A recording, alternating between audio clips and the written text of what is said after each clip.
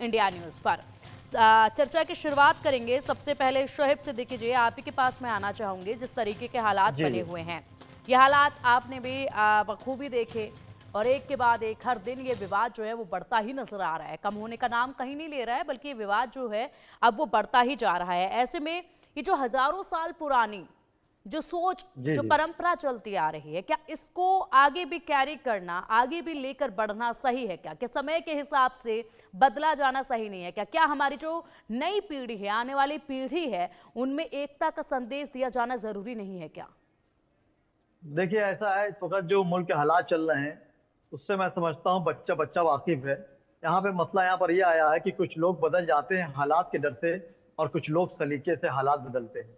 आप बताइए कि जिस तरह दिल्ली की घटना सामने आई है, इसमें मंजराम पर जो बात चल रही है, इसमें हकीकत है कि जो एक बादशाह को टारगेट किया जा रहा है तो उनके बाद दूसरे बादशाह को टारगेट किया जा रहा है। आप बताइए, दिल्ली जैसी जगह जो हमारे मुल्क की राजधानी है, वहां पे किसी पोस्टर को काली पोत दी जाती है। और महाराणा प्रताप को मैं सर आंखों पर ढालता हूँ, ऐसा नहीं है, लेकिन मैं समझता हूँ सस्ती शोहरत पाने के लिए इस तरह की छुटभइये हरकतें कर करके लोग जो मंजरेआम पर आते हैं और हमारे वजीर आजम को या हमारे मुख्यमंत्री खुश करने की कोशिश करते हैं, मैं समझता हूँ इस सरासर गलत है। अभी आप देखिए मैडम, ये होली का जो मामला निकला अभी, इसमें होली में कितने मुसलमान भाइयों ने शरीक हुए, मैं खुद शरीक हुआ, जबकि मीडिया की मजबूरी थी, जो हालात चल रहे थे वो थे कि होली बनने नहीं दूंगा और लड़ाई जाएगी। मुसलमानों ने क्या किया कि नमाज का वक्त बढ़ा दिया। हिंदू भाइयों ने अपनी जो यात्रा निकलती उसका वक्त थोड़ा पहले कर लिया कि मेरी होली अच्छी गुजर जाए, उसके वो नमाज पढ़ लें। तो हमेशा की तो ख्याल रखिएगा कि हमेशा नफरत का जवाब जो होता है वो सिर्फ मोहब्बत होता है। और मैंने हमेशा टीवी पर कहा कि जो आने वाले कल के मसाइल सोचिए, उस कल से क्या मिलेगा किसी को जो कल गया। अगर शोएब सिद्दीकी ने कोई गलती करी है तो शोएब सिद्दीकी जी, आपकी आवाज नहीं आ पा रही है। चलिए ठीक है, शोएब जी आएंगे आपके।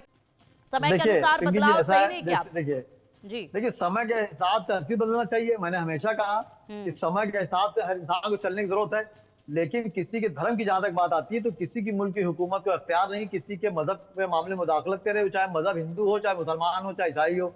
आप देखिए जो घटनाएं हो रही हैं, क्या वो सही है? आप बताइए, कोई भी मामले आ रहे हैं उसमें सिर्फ मुसलमान को टारगेट रखा जा रहा है कि मुसलमान ऐसा करता है। आप बताइए, संविधान से आप अलग हट के करते हैं। सिद्दीकी साहब, हिंसा किसी भी तरफ से की जाए, सिद्दीकी साहब, हिंसा किसी भी तरफ से की जाए वो गलत ही होती है और उसका विरोध ही किया जाना चाहिए, उस पर कड़ा एक्शन ही लेना चाहिए। देखिए, बिल्कुल होना चाहिए, लेकिन तरीका ये चीज नहीं है। आप देखिए, अगर इस तरह के कानून मैं अपने हाथ में ले लूंगा, इस तरह की चीजें ले लूंगा, अभी किसी, आप बताइए, किसी मुसलमान ने अगर किसी दूसरे पोस्टर लगा दिया था तो हजारों एफआईआर लिख चुकी होती है। आप भी जानती, मैं भी जानता हूं। आप नागपुर को ही देख लीजिए, नागपुर किस तरीके से चल रहा है उसमें देख लीजिए। देखिए, कल नागपुर में मैंने कई डिबेटें दी, आपको चैनल पे डिबेट दी, मैंने कहा नागपुर में गलती प्रशासन से हुई है। यहाँ पे गलती प्रशासन से हो गई है, नागपुर में गलती प्रशासन से हो गई है। खुद पुलिस कर्मियों पर हमला किया गया है। क्या बात कर रहे हो सिद्दीकी साहब? खुद पुलिस कर्मियों पर हमला किया गया है, महिला पुलिस कर्मियों के साथ छेड़खानी की गई है और यहाँ पर प्रशासन की आप गलती बता रहे हैं। क्या बात कर रहे हो सिद्दीकी साहब? आप ये देखिए, महिला पुलिसकर्मियों को गलत तरीके से छुआ गया है। वहां पर जिस भीड़ को लेकर वहां का मास्टरमाइंड लेकर आया था, उनको सजा दी जाएगी। सुन तो लिए, उनको सजा दी जाएगी। यहाँ पे आप प्रशासन की गलती कैसे बता रहे हैं? नहीं, चूक हो गई तो चूक हो गई, चूक हो गई।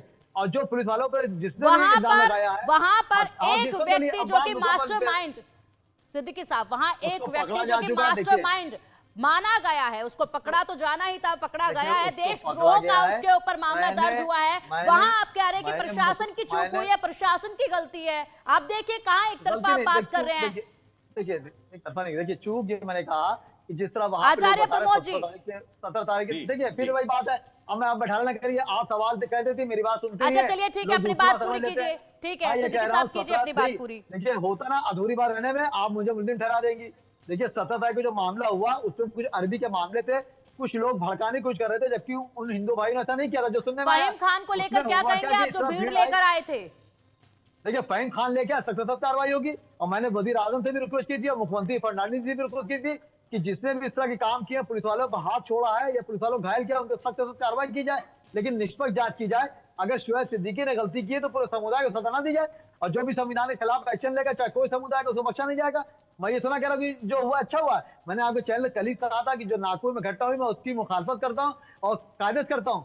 चाहे वो कोई भी समुदाय का हो, अगर उसे नागपुर की घटना में पाया जाएगा उस पर सख्त कार्रवाई की जाएगी। सिद्दीकी साहब, और मैंने इसको सिद्दीकी साहब, जो आपके मन में चल रहा था वो आप पहली दफा बोल चुके हैं, उसके बाद आप इस पे लिपाई पुताई नहीं कर सकते हैं। आपने पहली दफा नागपुर का जैसे ही जिक्र हुआ, आपने प्रशासन को दोषी ठहरा दिया। नागपुर में जो घटनाएं हुई, महिला पुलिसकर्मियों के साथ जो हुआ, पुलिसकर्मियों के साथ जो हुआ, जो फहीम खान यहाँ पर भीड़ लेकर आया, उस पर आपने एक बार भी नहीं कहा। उसके बाद आप कह रहे देशद्रोह का एक्ट लगा है, उसके साथ और भी उसके साथ ही जो है वो शामिल है जिन पर ये एक्ट लगा है।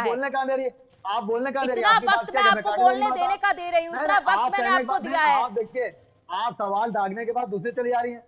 फहीम खान पकड़े गए, सख्त कार्रवाई होगी। मेरा सिर्फ ये कहना है कि निष्पक्ष जांच हो, जो दोषी हो उसको दोषी करार दिया जाए।